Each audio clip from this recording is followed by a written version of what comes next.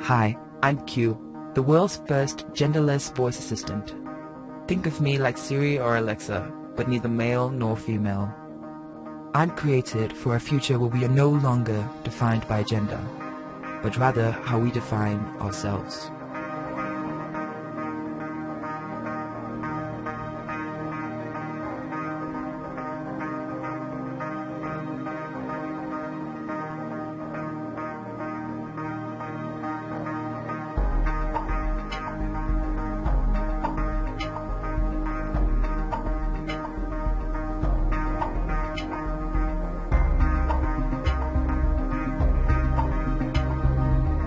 My voice is more than a pre-assigned gender. My voice is more than a box to click. My voice is more than this or that. It's everything in between.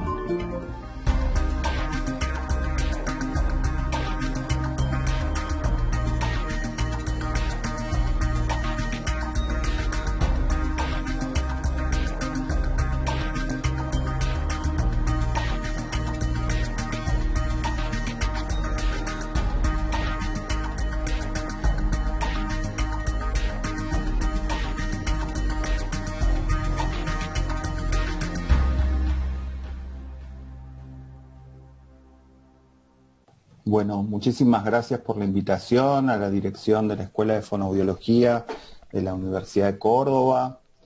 En este tiempo que están trabajando y viendo temas relacionados con la voz y en el mes de la voz, pensando en el Día Internacional de la Voz, les quería presentar algunas ideas relacionadas con la voz, las voces de otredades, de otras personas que buscan identidades diferentes.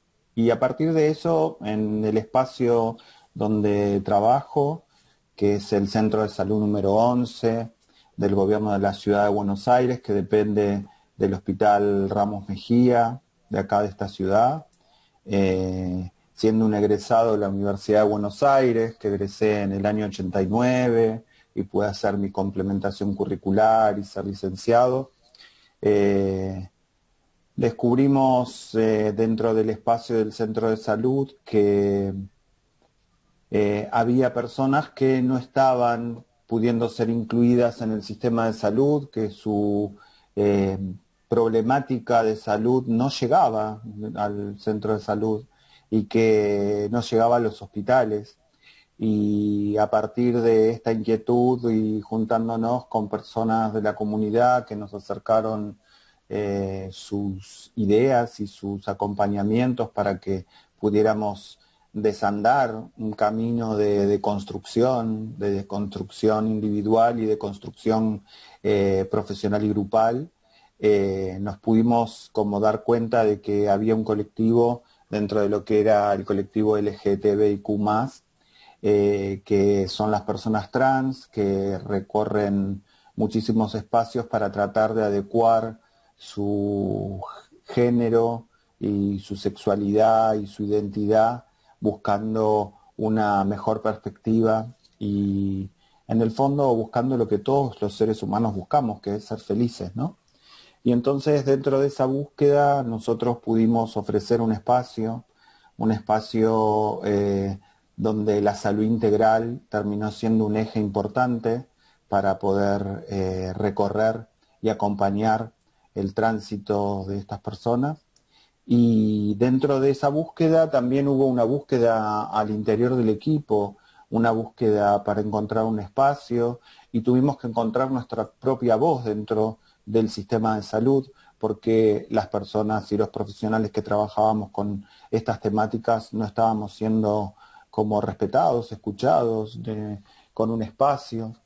Y esto fue muchísimo antes de que existieran las leyes que después vinieron, como la ley de identidad de género, la ley de matrimonio igualitario, las leyes de fertilización asistida, que todos fueron, digamos, leyes totalmente necesarias y muy nuevas y muy importantes para un país como la Argentina, y también para el resto, para ser ejemplo para el resto de los países del mundo.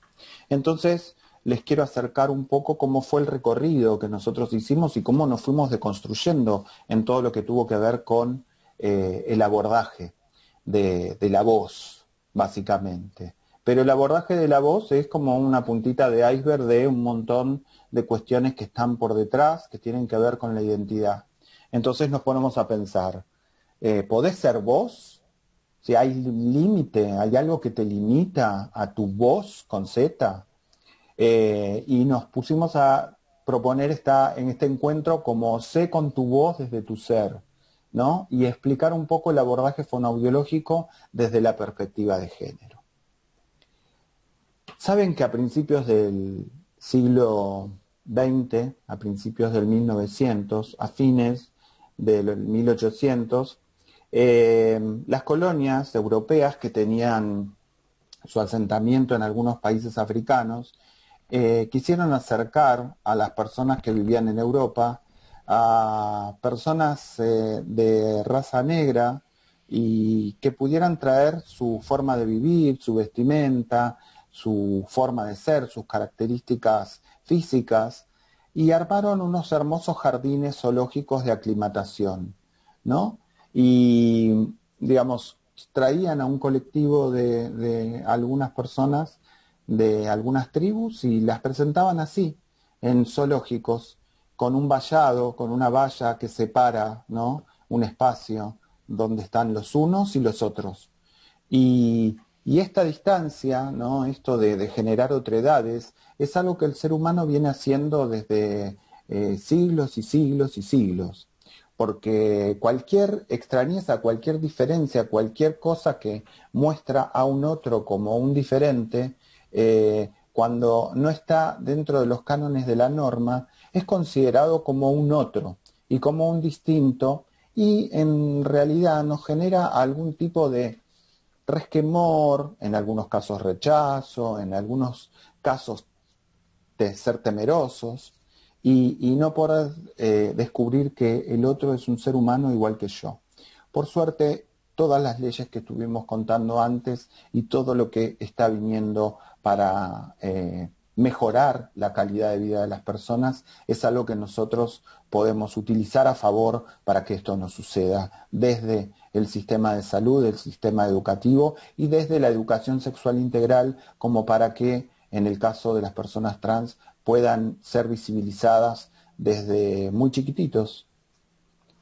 Nos dice Todorov, barbarie y civilización son dos categorías de origen particular, pero cuya aplicación puede ser universal. Sin embargo, ser civilizado no significa que se tengan estudios superiores, sino que se sabe reconocer la plena humanidad de los otros, aunque sean diferentes. No son bárbaros quienes no tienen buena educación o han leído poco, sino quienes niegan la plena humanidad de los demás.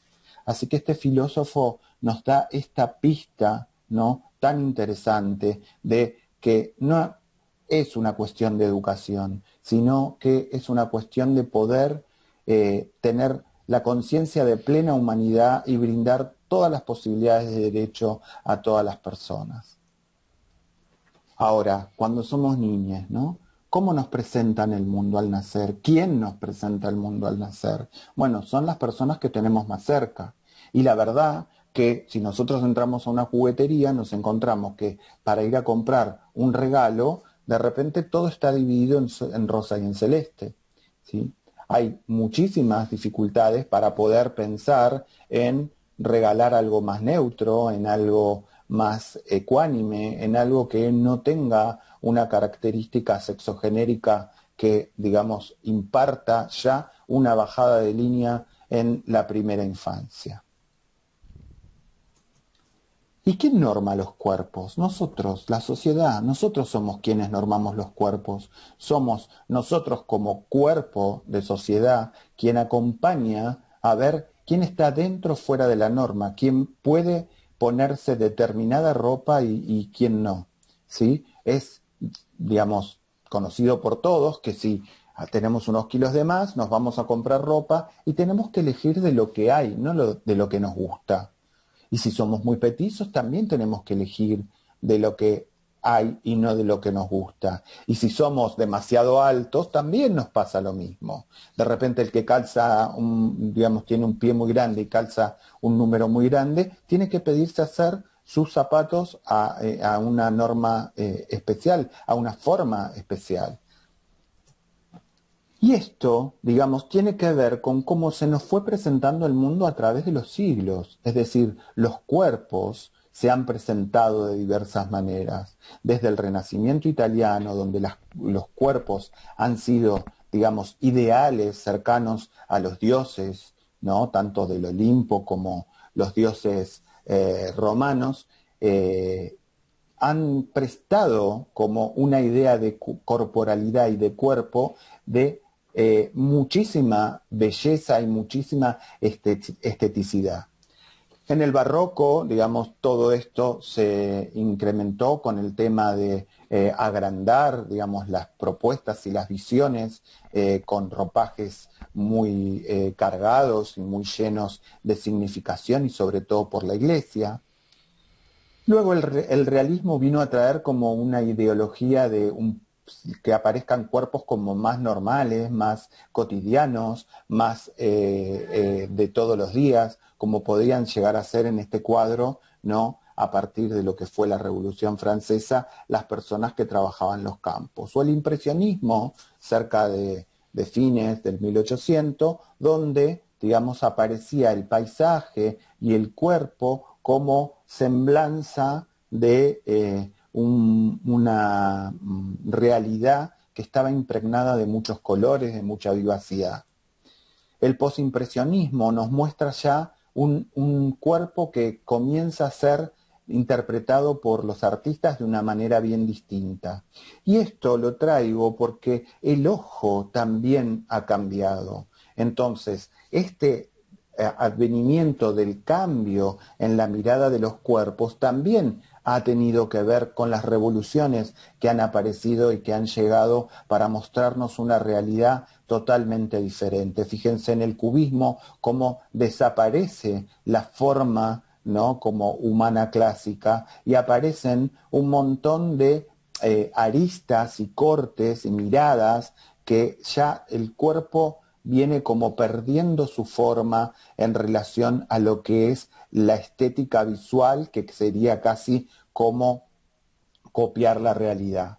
El surrealismo trajo una idea de muchísimo cambio y en donde el cuerpo del hombre ya empieza a verse casi prácticamente deformado, y esa deformación tiene que ver también con los sentimientos de la época y con una era de, digamos, expresionismo que aparece después, que lo lleva a un expresionismo abstracto donde prácticamente desaparece el cuerpo de los seres humanos en las pinturas. El pop art trae como una cuestión de poner la idea de cuerpos acompañados de una estética como muy cercana a la cultura, ¿no?, del capitalismo, del consumismo, y en donde, digamos, los íconos terminan siendo como resaltados como idea de idealizando a esos personajes. Y cerca de los 60 aparece muy interesantemente la movida como la de Yayoi Kusama, donde las instalaciones aparecen, ¿no?, como obras de arte, pero ya son, digamos, espacios en donde la persona comienza a integrar esa obra de arte y deja de ser un observador para ser un participante y ser parte de la obra. Todo eso también ideológicamente ha hecho que vayamos cambiando la forma de mirar los cuerpos. Y entonces, a partir de los 70, de 1970, comienza a aparecer, digamos, una idea de liberación en relación a la sexualidad y empieza a aparecer toda una movida que hace que las sociedades se replanteen muchísimas cosas. Ya para la década del 90, la controversia de la diversidad se instala de una manera muchísimo más fuerte,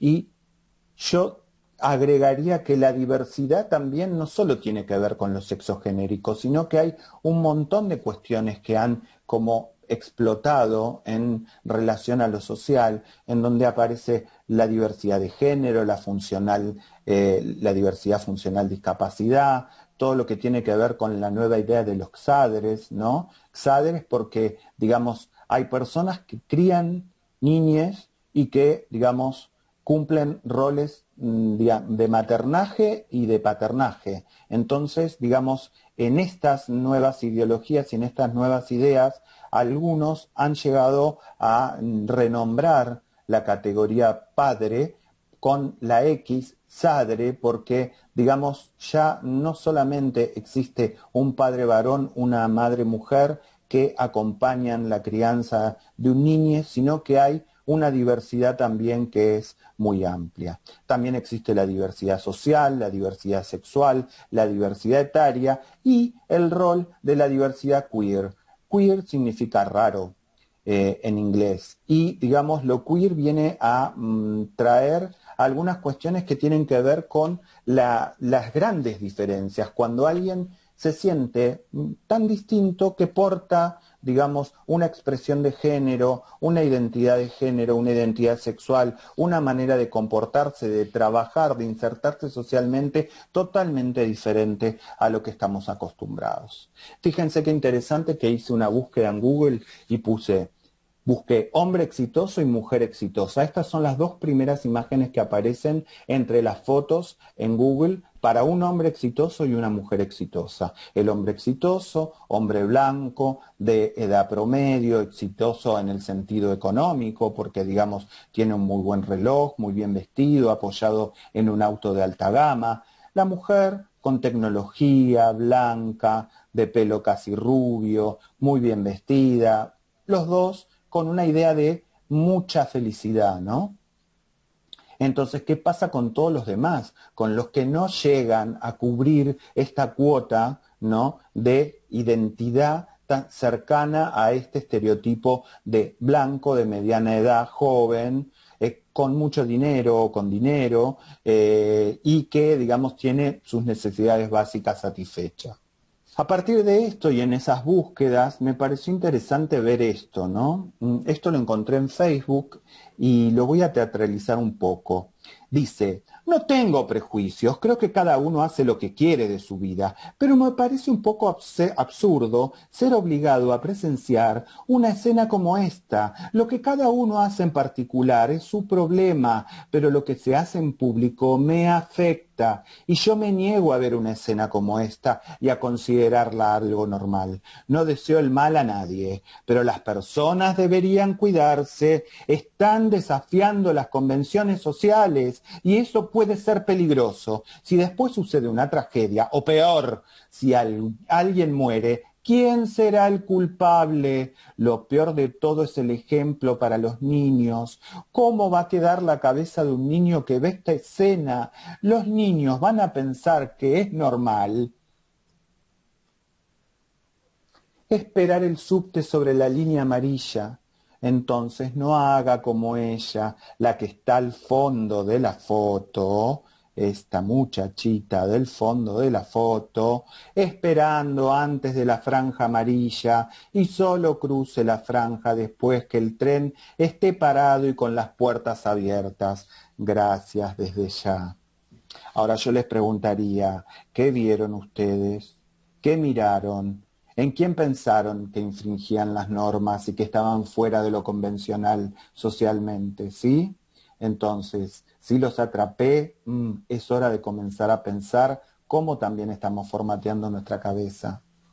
La aparición del concepto de diversidad sexual da cuenta de un rompimiento en la lógica discursiva y no solo de un movimiento que expresaba una lucha por el reconocimiento y que devino en una búsqueda hacia una integración epistémica. Hoy en día hay muchísimos profesionales trabajando toda la temática de género y discutiendo y debatiendo acerca de todas estas cuestiones que se suman a todo lo que tiene que ver con, ¿no?, el nuevo rol de la mujer dentro de la sociedad y todo lo que tiene que ver con el acompañamiento de las identidades feministas, las identidades femeninas, las identidades féminas, ¿sí?, que van a ir componiendo este nuevo cambio de paradigma. Ahora, el chiste nos dice, Dios crea dos clases de personas, cualquier otra va contra lo natural, distorsiona a la familia y desorienta a los niños. Y el niño le dice, como esta, por ejemplo, porque realmente todavía hay varones que visten vestidos y que hay un entorno religioso que se los permite. Entonces, si hay un entorno religioso que se los permite, ¿por qué a otros no? Los personajes de historieta, los héroes, tienen sexualidad. Y nos imaginamos qué tipo de sexualidad tiene. Podría ser esta, ¿no? Existe un buen modo de caracterizar los cuerpos. ¿Qué nos dicen las categorías? Las categorías nos dicen más sobre la necesidad de esa categorización que sobre los cuerpos mismos. Y actualmente la proliferación de la teoría queer y los estudios culturales han desestabilizado la categoría sexo a partir de fuertes críticas que son esgrimidas contra la noción de identidad y naturaleza. La tendencia actual de entender las identidades en términos fragmentarios arrastra hacia el debate de la clásica distinción sexo-género.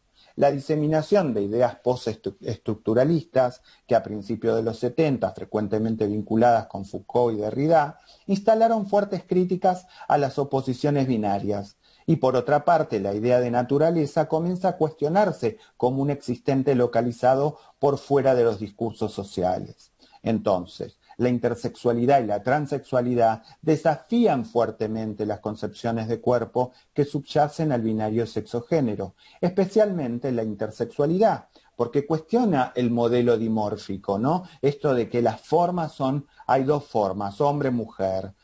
Hay diferenciaciones sexuales, sobre todo a partir de las cirugías de reasignación de sexo, que constituyen un testimonio sobre el establecimiento de nuevos contornos a cuerpos con morfologías ambiguas. La intersexualidad existe. Más adelante les voy a mostrar algunos ejemplos y vamos a tratar de analizar por qué en algún momento de la historia médica era necesario como normatizar esos cuerpos y calmar la ansiedad de padres que se encontraban con que sus hijos tenían genitales ambiguos. Y entonces la medicina tomaba un rol de control sobre eso y generaban adecuaciones sexogénéricas sobre el individuo sin pensar en cuáles eran sus deseos y cuáles podían llegar a ser sus intereses cuando comenzaran a pensar en eso, porque estamos hablando de bebés. Entonces, si nosotros pensamos en sexualidad, una cuestión es la identidad de género. La identidad de género es cómo te sentís respecto a vos mismo. Es la forma en que tu cerebro interpreta quién sos y no está ligado al sexo biológico. Por otro lado está la expresión de género, y la expresión de género es cómo expresás tu género, es decir, cómo te basás en relación a los roles tradicionales de género. Incluye la forma en que te vestís y cómo te comportás y cómo te mostrás ante los demás. El sexo biológico corresponde a las características físicas biológicas que diferencian a los individuos a nivel sexual, incluyendo órganos, hormonas y cromosomas.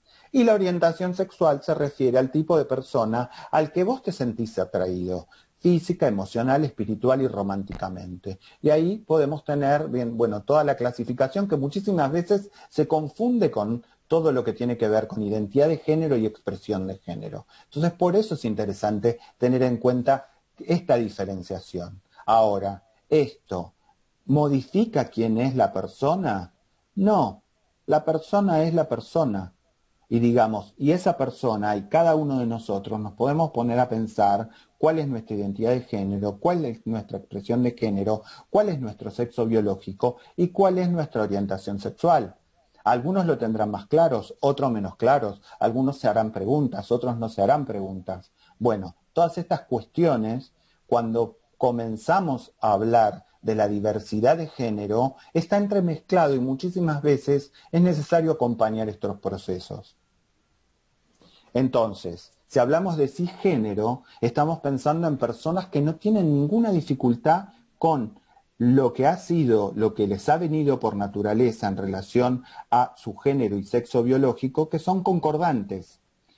Las personas transgéneros se identifican como personas que nacieron con un físico y genitales de un sexo con el cual no se sienten tan identificados, ¿sí? Algunos más, algunos menos. Algunos aborrecen sus genitales, otros están conformes con sus genitales, pero necesitan mostrarse de una manera totalmente diferente en su expresión de género. Y las personas transexuales son las personas que someten su cuerpo a ciertos procedimientos quirúrgicos y modificatorios para tratar de acercarse al ideal que tienen, ¿sí? Para tratar de que todos esos momentos en donde se van construyendo las identidades puedan estar lo más acorde posibles a su sentir, a su gusto y a sus necesidades. Por otro lado está el mundo queer, que son las personas que su género no está representado dentro del binario hombre-mujer,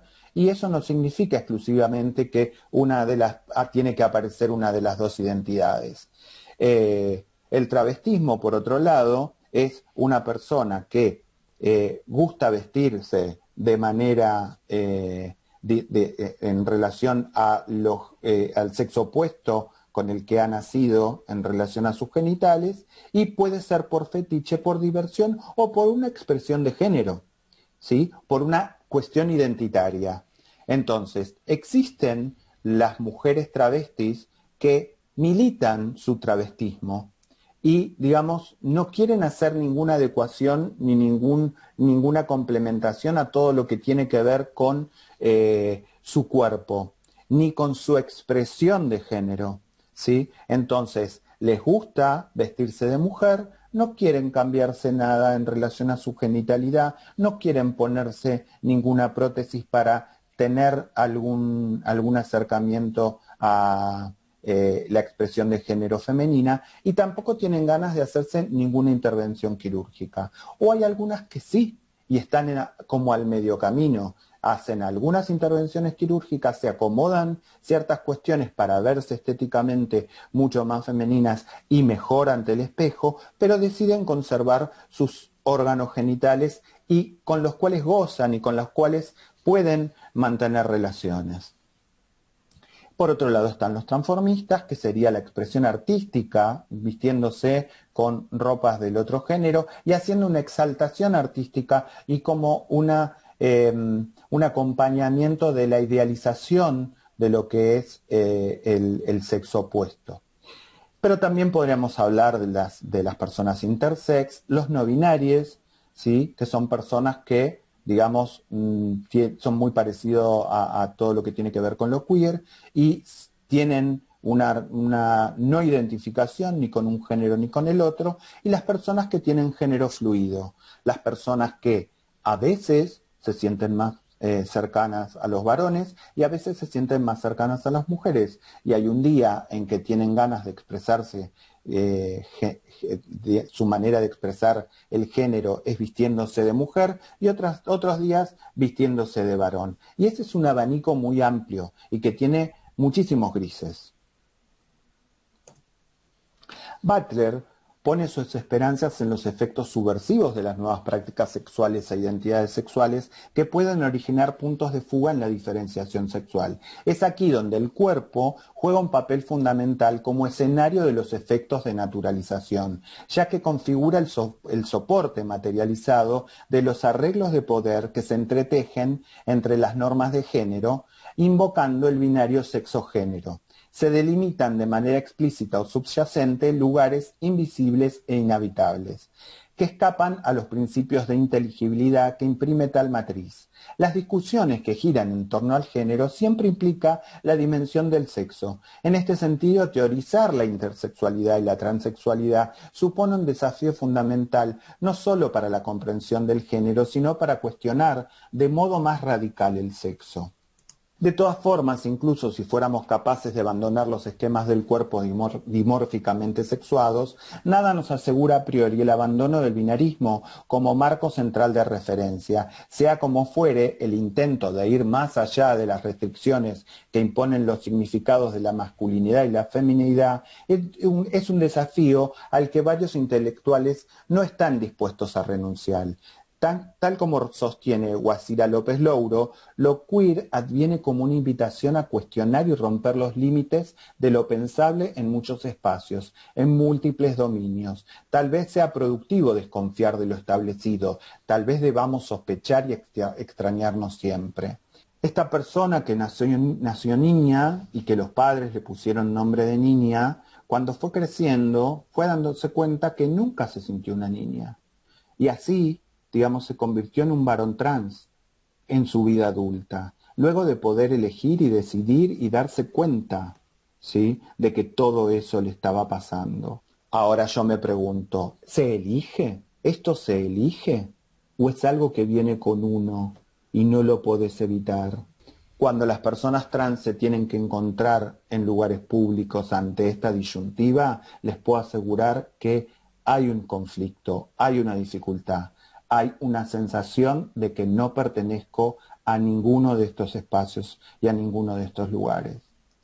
Si nosotros vemos esta foto que salió en la Rolling Stone, donde Bob Dylan y David Bowie están a punto de darse un beso, siendo testigo Mike Jagger atrás, uno podría decir, bueno, son artistas, son raros, son distintos, ¿no? Tienen esto permitido. Pero si dos personas collas expresan su sensibilidad, su amor, sus ganas, los miramos con los mismos ojos, nos pasa lo mismo con lo que acabamos de ver y lo que estamos viendo ahora, nos da la misma sensación en el cuerpo. Por eso necesitamos decir basta de bullying y no hay que quedarse callado. Porque las marcas del bullying quedan marcadas en el cuerpo, quedan imprimidas como si fueran prácticamente una lastimadura. Uno piensa, ¿será como, digamos, el caso de las mariposas, que entran en un capullo, se transforman y salen absolutamente transformadas? No, hay un camino, un recorrido de mucho sufrimiento, porque en principio se piensan que son absolutamente casos únicos. Me acuerdo de una niñita que creía que, igual que a su hermano, en la medida en que fuera creciendo le iba a crecer el pene, y a un niñito que estaba teniendo una infancia trans y que estaba buscando tener una identidad femenina, pensaba que algún día, como las frutas que caen de los árboles, su pito iba a caer. El caso de Angel Buch es interesante, una mujer que fue modelo, que fue modelo de pasarela de alta costura, cuando comienza a sentir que, digamos, su identidad no es la que verdaderamente estaba sintiendo y comienza con una expresión de género diferente, se convierte en Angel Buch, este hombre trans. Las nuevas expresiones de género y las formas de mostrarse en estos momentos es bien diferente. Los jóvenes vienen con una idea totalmente distinta de la que tenemos los adultos y los adultos mayores, y vienen a contarnos un montón de cosas que ellos están atravesando y que están pensando, ¿no? Con expresiones de género bien diversa, con maneras de mostrar su cuerpo también muy diversa, con la posibilidad de cuestionar, digamos, al binarismo y cuestionar todo lo que tiene que ver con lo normado, heteronormado, con lo que tiene que ver con lo femenino y lo masculino. Ahora, esto en el mundo de las personas trans lleva a un punto donde las vejeces trans y la sobrevida son algo realmente como muy particular y muy complejo, porque nosotros en Argentina tenemos un promedio de vida de personas trans de 40 años. no superan los 40 años. Por suerte se está como corriendo un poquito, despacito y de a poquito, en la medida en que también los sistemas de salud y todos nosotros vamos como cambiando y generando una diferencia en relación a el tratamiento y el acompañamiento de las personas trans. Pero ustedes piensen, si un viejo en un geriátrico o una vieja en un geriátrico tienen ciertas complicaciones, imagínense una mujer trans o un varón trans dentro de un geriátrico, ¿sí? ¿Cómo sería tratado por el personal? ¿Dónde dormiría? ¿En qué grupo lo pondríamos? Lo mismo pasa cuando llegan a los hospitales. Si hay que internarlos, ¿dónde va? ¿Va a la sala de mujeres? ¿Va a la sala de hombres? En algunos hospitales, y me ha tocado verlo muy de cerca, han generado como cuartitos separados con biombos, donde ahí atrás está el otro, ¿no? Como veíamos en la primer placa. Armamos un cerco y ahí lo escondemos. ¿Saben lo que nos contaba la persona que estaba internada ahí? Que estaba cansada de no poder dormir tranquila, porque cada vez que pasaba alguien se asomaba y miraba qué es lo que había detrás de esa cortina. Los nuevos modelos de familias también son algo que nos da y nos genera un nuevo horizonte y una nueva mirada, porque las escuelas ya comienzan a tener nuevos grupos familiares. No solo existen las familias ensambladas, que era lo que estábamos viendo como algo muy común, sino que ahora podemos ver 2 madres, 2 padres, un padre, una madre, ¿no? Que aparecen como grupo familiar y núcleo familiar. La pandemia lo que vino a hacer es como poner como una especie de tabula rasa, empecemos de nuevo, es una gran oportunidad para que todos miremos para adentro, que nos miremos el ombligo, las aulas se vaciaron, tuvimos que comenzar con estas situaciones de tecnología, a poder generar voces de una manera totalmente diferente y contar las cosas de una manera diferente. Entonces tenemos una gran oportunidad ahí. Los hospitales se han como reorganizado, reformulado, digamos, generado todo protocolo, una serie de protocolos nuevos. ¿Por qué no utilizar esta oportunidad para que los protocolos en donde trabajamos con situaciones de género también acompañen esta transformación?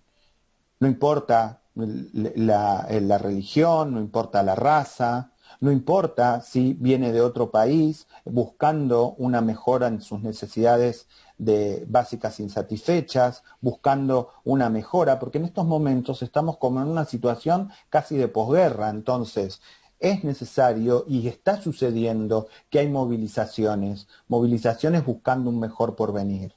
A nosotros mismos nos está pasando. Entonces, nosotros como argentinos, ¿vamos a generar una puerta grande donde todos puedan entrar o vamos a armar una puerta para argentinos y una puerta para otros? Y podríamos decir, vamos a hacer una puerta para heteronormados y para otros. O podemos decir, vamos a utilizar una puerta para normales y para otros. Es interesante lo que dice Alan Otto Prieto, que dice que el criterio de consultorio amigable tiene un problema de fondo, porque no se puede seguir, digamos, trabajando con ese concepto después de la ley de identidad de género. Aparecida la ley de identidad de género, el consultorio amigable es una política que sirvió y garantizó el acceso a la salud, pero con ciertos límites. Ahora, aparecida la ley, tiene que haber un cumplimiento de la misma, con lineamientos claros para poder pensar la salud y pensarnos a nosotros para cómo transitamos en los ámbitos de salud, seamos pacientes, trabajadores o simplemente ciudadanos. Les voy a dar un ejemplo de lo que nosotros hicimos en nuestro espacio con la actualización en el abordaje de las personas trans. Lo pueden encontrar el trabajo de investigación que hicimos con el licenciado Ariel Aguirre en la revista Fonobiológica 63, número 1 del 2016, y ahí van a poder leer todo el trabajo. Pero básicamente, y como decía Efi, no existen 2 géneros, solo existe uno, el de cada uno. Y para pensar en el proceso transexual tenemos que pensar en un proceso que tiene contenidos psicológicos, físicos y jurídicos. Los psíquicos, digamos, trabajando todo lo que es en la contradicción entre el cuerpo y la mente. Lo físico con tratamientos, podemos hacerlo con tratamientos hormonales o no, con cirugías de reasignación sexual o no, con acompañamiento médico ginecológico, urológico y de cirugías plásticas o no, simplemente tal vez con acompañamiento médico y ginecológico acompañando la salud integral. Y desde lo jurídico legal, si quieren, si gustan, si lo necesitan, si necesitan para sentirse más tranquiles, el cambio de nombre sexo, ¿sí?, dentro del documento de identidad, que está incluido dentro de las posibilidades que se pueden hacer dentro de la Ley de Identidad de Género, la 26.743, que les recomiendo que la lean porque es única en el mundo y estamos siendo ejemplo para un montón de países en todo el mundo. ¿Y qué sucede con la voz? La voz es un proceso, en el proceso de transexualización, es un proceso donde hay una autopercepción, hay una identidad de género vocal, hay una percepción que nos brinda y nos demanda y nos manda el entorno, y hay a veces una angustia o insatisfacción con esa voz. Y en esa búsqueda, ¿no?, que muchísimas veces es una búsqueda personal, aparecen algunas dificultades que pueden llegar a instalarse, como la disfonía, la rinofonía, la voz opaca, la falta de intensidad y la fatiga vocal. Ahora, ¿qué es la voz? La voz dentro de la dimensión social es un canal, ¿no? Eso pensándolo desde la teoría de la comunicación. Desde la dimensión emocional es la expresión de emociones y genera una identidad vocal que es única, tan única como la huella dactilar. La dimensión bioacústica es el resultado acústico. Ahora, cuando nosotros pensamos en que, digamos, todo esto es un proceso que se da de una manera donde nosotros y nuestro cuerpo somos el instrumento para que eso suceda. ¿Qué características provocan percepción de masculinidad o feminidad en el oyente? Nos preguntamos y trabajamos dentro de lo que fue la investigación que pudimos hacer dentro del ámbito del Hospital Ramos Mejía. Spencer nos dice que establecieron una relación entre la talla y la posibilidad de modificar la frecuencia fundamental. Wolf, Rachutnik, Smith y Northrop en el 90 dijeron el valor más bajo de frecuencia fundamental percibido como femenino fue de 155 Hz, así que ahí podríamos establecer una línea. Es un re debajo del central. Voces femeninas menos monótonas. Kunzelberg dijo que pudo demostrar que el tercer formante tuvo valores significativamente altos en la voz femenina. Gelfer y Mikos nos avisan que el valor de los formantes no contribuye de manera poderosa a la identificación del género. Y McNeil dice que la felicidad en relación a la voz no está relacionada directamente con el valor de la frecuencia fundamental. Borsen, Jansen y Bott dicen el soplo y la percepción son un rasgo de feminidad. Y Borsell nos dice, los tópicos de habla de personas transexuales coinciden con el género deseado, pero se adaptan al interlocutor y en general no es necesario incluirlos en la terapia. Igual nosotros, digamos, muchísimas veces trabajamos algunos de estos aspectos. Cook y Scheinberg concluyen que el orden de importancia en la percepción de género sería la frecuencia fundamental, los formantes y todo lo que tiene que ver con lo articulatorio. Combinados fueron igual de efectivos que la frecuencia fundamental. Dakais realiza una evaluación psicométrica, ¿no?, y utilizando el cuestionario de la voz para trans de hombre a mujer, la frecuencia fundamental resultó el aspecto más problemático a nivel vocal y generando problemas psicosociales relacionados a lo vocal. Ahora, los abordajes pueden ser tanto desde una cirugía laringea, que tiene sus complicaciones porque es costosa, hay que encontrar quirófano, tenemos que encontrar los elementos necesarios para poder acompañarla y puede traer complicaciones y siempre precisa de terapia vocal, como, digamos, esta cirugía laringea podría ser, por ejemplo, la de aproximación cricotiroidea, que es la que están viendo en imagen ahora.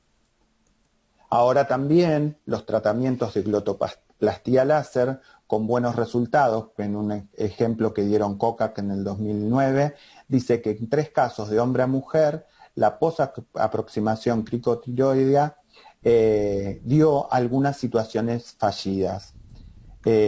Ahora Casado estudia la sinequia anterior de Wendler como glotoplastía y en 10 casos pudo dar cuenta del aumento promedio de 106 Hz como la cirugía que ustedes están viendo ahí en imágenes.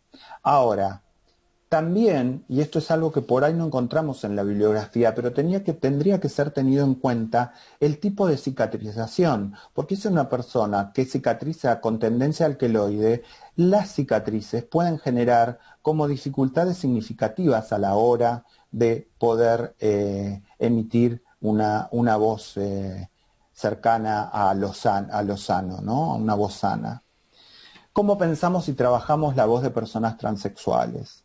Es un trabajo de cambio paulatino, sin prejuicios, con reconocimiento de las virtudes y defectos en la voz de cada una, conociendo los principios fonatorios. El límite lo marca aquello que resulta vocalmente insalubre.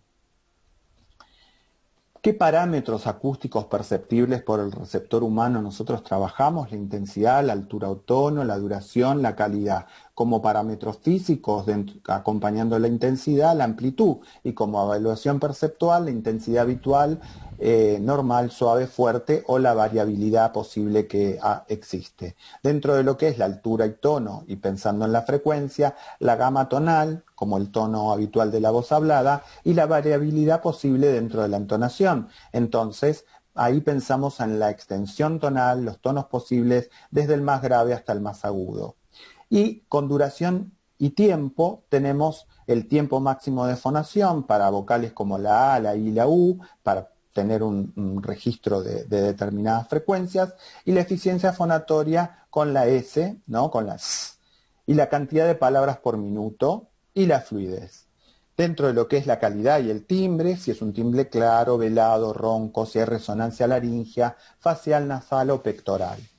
Entonces, dentro de lo que es la evaluación de la voz en personas transexuales, nosotros tenemos como una especie de cambio de paradigma, porque muchísimas veces vienen los pacientes con un concepto de lo ideal y algo dado por lo orgánico, y entonces si nosotros hacemos una especie de fórmula sobre esto y hacemos una resta, nos queda nada más que lo posible. Entre lo ideal y lo dado, nos queda lo posible. Ahora, si invertimos eso y logramos conversar y trabajar estos términos, entre lo dado y lo ideal, y hacemos esa resta, lo que tenemos son los posibles, porque siempre lo dado va a ser como muchísimo más significativo para poder trabajar, y en donde lo ideal, si lo ponemos abajo, digamos, nos da muchísimas más cantidades de posibilidades.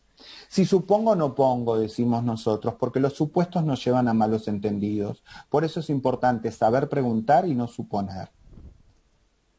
En la anamnesis nosotros preguntamos, digamos, además de las cuestiones generales, la ocupación, si está trabajando, si no está trabajando por cuestiones relacionadas con su situación sexogenérica, si tiene algún recorrido de actividad vocal, si tiene conocimientos de técnicas vocales y si hay algún tipo de alteración respiratoria y o rinofaringia, si hay alteraciones del aparato digestivo, sobre todo reflujo, si hay alteraciones del sistema musculoesquelético, si hace actividad física, si hay alteraciones del aparato auditivo, si está en proceso de hormonización, y si está en proceso de hormonización, si está acompañado por algún profesional, si hay algún consumo de medicamentos, tabaco, alcohol o alguna otra sustancia que pueda afectar la voz. Y dentro de la ficha vocal nosotros trabajamos términos y conceptos que ya los vimos antes, como la intensidad, la altura tonal, el timbre, la resonancia, la articulación, y utilizamos la escala Rasati para tratar de tener una idea de si es una voz ronca, áspera, si hay soplo, si tiene astemia, si hay tensión o si hay cierta inestabilidad. Ahora, dentro de lo que es la ejercitación y el trabajo concreto, pensando en la feminización de la voz sobre todo, porque los varones trans, cuando comienzan su hormonación, tienen como una pseudomuda vocal, y esa muda vocal lo que hace es engrosar las cuerdas y en general tienen un acercamiento a su voz, ¿no? Ideal, o su voz masculina y que las acompañe dentro de lo que es su transformación. la función postural y el movimiento corporal, la función respiratoria o la biomecánica, la función articulatoria con producción de vocales y consonantes, la función resonancial, son aspectos que trabajamos. Y además, dentro de lo que son los resultados acústicos, el tono, trabajando la frecuencia fundamental, la resonancia, el volumen o la intensidad, para pensar en el piano y el forte, la entonación, la velocidad desde el ritmo o la cadencia del habla, la pragmática, como dentro de lo que es el sistema, digamos, y posibilidad de comunicación, con normas sociales dentro de lo que es la comunicación, la voz hablada, la voz cantada, perdón, y el habla telefónica. Habla telefónica sumamente importante porque muchísimas mujeres trans se cansan de que les digan señor a la hora de hablar por teléfono. La prosodia, desde el ritmo, la expresividad, la acentuación, la entonación y la musicalidad y el lenguaje corporal. Y dentro de lo que son las ejercitaciones avanzadas, la prueba de estrés en el mundo real, es decir, una vez que trabajamos en consultorio y encontramos más o menos una voz que sientan que les queda cómoda, poder trabajarla y ensayarla dentro de lo que son espacios no habituales.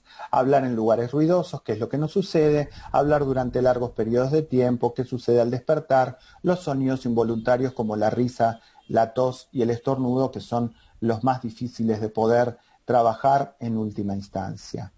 Y nosotros nos ponemos a pensar, cuando trabajamos todos estos términos y todas estas cuestiones, nosotros, ¿no sería bueno que como profesionales de la voz comencemos a pensar en cambiar lo que aparece en los textos como voz normal y poner voz saludable?